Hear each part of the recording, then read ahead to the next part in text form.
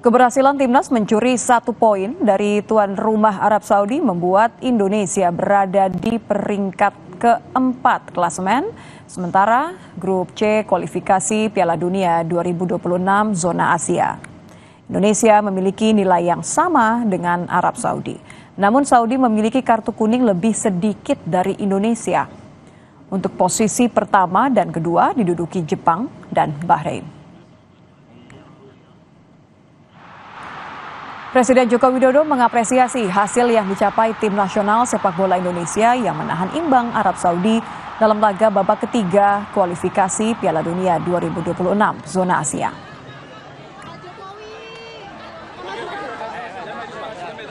Patut berbangga, timnas kita bisa memberikan perlawanan yang baik dan bahkan beberapa kali memiliki peluang yang sangat bagus untuk sebetulnya bisa menambah gol, tapi ya alhamdulillah juga penaltinya nggak bisa masuk. Ini juga patut disyukuri sehingga pulang dari Saudi Arabia bisa membawa 1 poin. Terima kasih, Pak. Nanti ditunggu yang tanggal 10 dengan Australia. Ya. Timnas Indonesia berhasil menahan imbang Arab Saudi 1-1 di babak ketiga kualifikasi Piala Dunia 2026 zona Asia Grup C. Selanjutnya Indonesia akan berhadapan dengan Australia Selasa depan. Kita akan berbincang dengan pengamat sepak bola M. Kusneni. Selamat petang, Bungkus. Selamat petang. Bungkus, ini kan sebenarnya satu kebanggaan ya. Saya yakin pasti Bungkus kemarin di pagi ya sebenarnya ya sudah jerit-jerit nih karena kita di luar kebiasaan kita mampu memberikan permainan terbaik. Tapi kalau menurut Anda ini sebenarnya apa yang menyebabkan Indonesia sejak awal loh ya sudah bisa menggempur gawangnya Arab Saudi? Iya, memang yang pertama benar bahwa saya termasuk mungkin satu dari jutaan orang yang bangga melihat penampilan timnas Indonesia di kandang Arab Saudi mampu meraih 1 poin dalam pertandingan resmi. Jadi kalau dalam catatan saya ini adalah poin pertama yang kita raih dari Arab Saudi dari 11 pertandingan yang bisa dikategorikan pertandingan resmi ya. Kita memang pernah menahan Arab Saudi dalam pertandingan persahabatan, tapi selebihnya kalah. Tapi di pertandingan resmi ini adalah poin pertama yang bisa kita raih ketika berhadapan dengan Arab Saudi. Bangga Dan betul bukan ya. Betul, dan bukan sekedar hasilnya yang menggembirakan, tapi permainan timnas Indonesia pun menurut saya memberi harapan bahwa tim ini mampu bersaing. Jadi saya nggak bilang tim ini mampu lolos dulu gitu ya, saya bilang mampu bersaing dulu. Oke.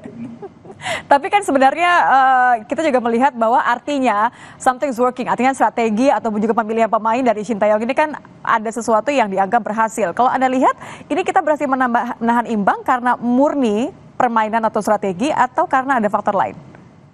Iya, kita mungkin sering lupa bahwa Shin Tae-yong ini membangun timnas kita ini kan sudah sekitar 3 tahunan ya.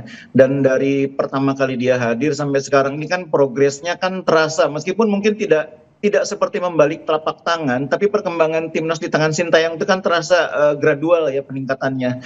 Naik level terus secara bertahap. Dan sekarang kelihatan bahwa levelnya itu sudah semakin baik. Kita memang belum bisa dibilang sebagai tim elit di Asia ya, tapi untuk berhadapan dengan tim-tim kuat Asia sekarang kita sudah mampu gitu ya.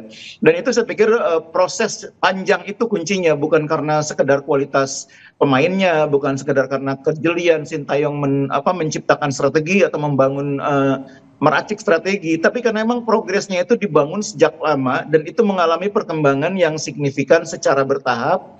Meskipun sekali lagi harus tegaskan bahwa tim ini kalau di level Asia belum bisa dikategorikan sebagai tim elit, tapi mampu bersaing dulu. Kalau tidak bisa disebut sebagai tim elit, tapi sudah layak disebut sebagai kuda hitam, kan kalau saya kan bilangnya begitu. Iya, betul. Kalau kuda hitam itu saya pikir definisi yang cukup tepat ya. Artinya kalau kuda hitam itu tim yang mampu merepotkan, tapi mungkin belum cukup untuk menjadi tim yang meraih sesuatu gitu ya, entah itu meraih gelar juara atau meraih tiket ke Piala Dunia, tapi tim ini punya potensi mengejutkan. Itulah yang ditunjukkan oleh timnas kita ketika berhadapan dengan Arab Saudi di kandangnya. Jadi punya modal untuk mengejutkan seperti apa kira-kira kalau nanti Selasa depan lawan Australia?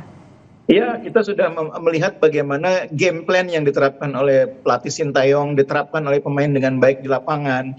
Permainan yang memanfaatkan kelebihan pemain-pemain kita dalam hal kecepatan, dalam hal memanfaatkan lebar lapangan. Itu kan game plan yang sejak lama dibangun oleh Sintayong untuk timnas kita. Makanya dia juga mengubah formasi tim ini dari dulu banyak bermain dengan formasi 4-3-3, sekarang lebih banyak bermain dengan 3-4-3.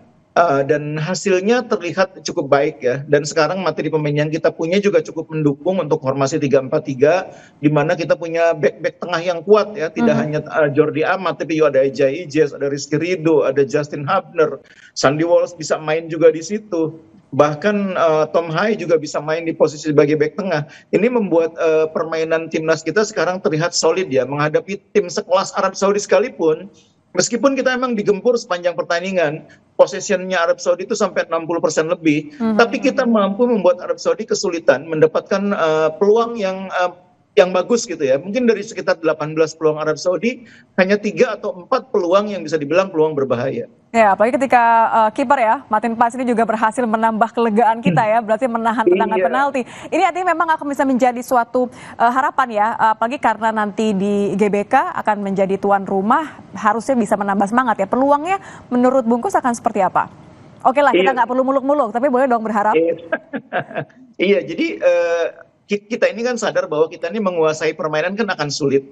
Kita pasti akan lebih banyak ditekan oleh lawan yang akan lebih punya peluang untuk menciptakan peluang. Jadi kuncinya harus punya pertahanan yang bagus, kiper yang kuat. Nah itu sekarang kita punya. Kipernya bagus, pertahanan kita juga kuat. Nah sekarang dengan cara berpikir seperti itu, dan kita berharap bahwa tim ini mampu bersaing di kualifikasi saat ini, saya berpikir menghadapi Australia nanti adalah kesempatan bagi kita untuk meningkatkan level atau progres kita di fase grup ini dengan mendapatkan poin yang lebih banyak lagi. Jadi kalau kita mau lolos dari fase grup ini kan minimal kita harus punya 2 kemenangan ya, minimal harus punya 2 kemenangan, dan itu peluang yang paling baik adanya di kandang.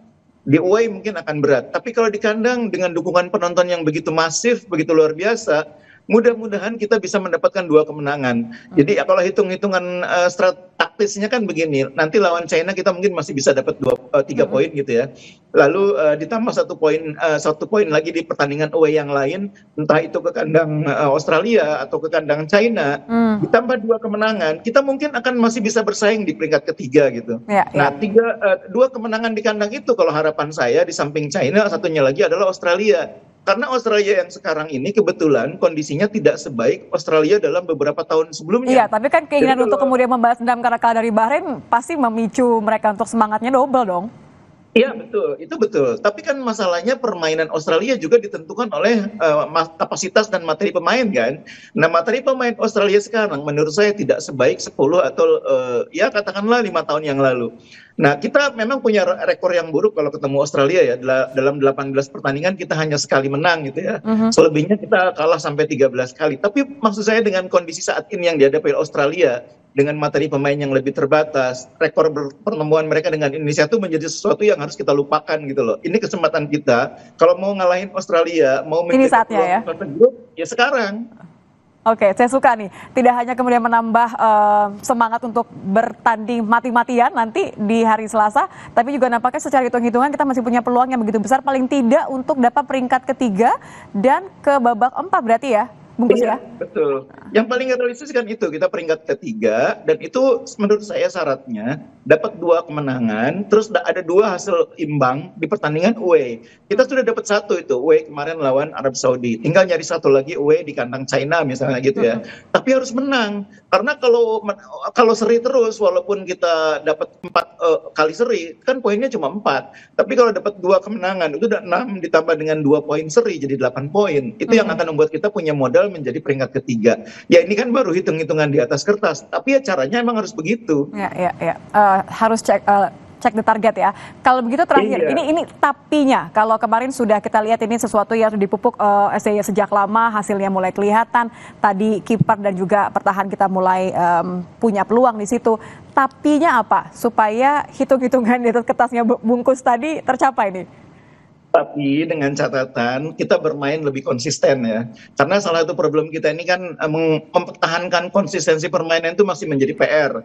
Kemarin di pertandingan babak kedua juga kita agak menurun ya. Meskipun Sintayong sudah melakukan upaya pergantian pemain, memasukkan pemain-pemain yang lebih segar, Tapi babak kedua tuh kita menurun, kita lebih banyak digempur dan akhirnya kita bisa dibilang tidak bisa berkembang permainannya. Bagusnya kita masih bisa menahan imbang penalti sehingga pulang tetap dengan 1 poin. Nah ini PR bagi Sintayong bagaimana di babak kedua kita bisa menjaga konsistensi permainan, apalagi menghadapi lawan seperti Australia nanti yang haus poin, yang haus kemenangan. Oke, jadi harus defense ya. Tapi gimana kalau untuk peluang kita membuat lebih banyak gol gitu? Kalau kita lihat kemarin kan sebenarnya shoot onnya gol kita kan masih ya miris sekali ya.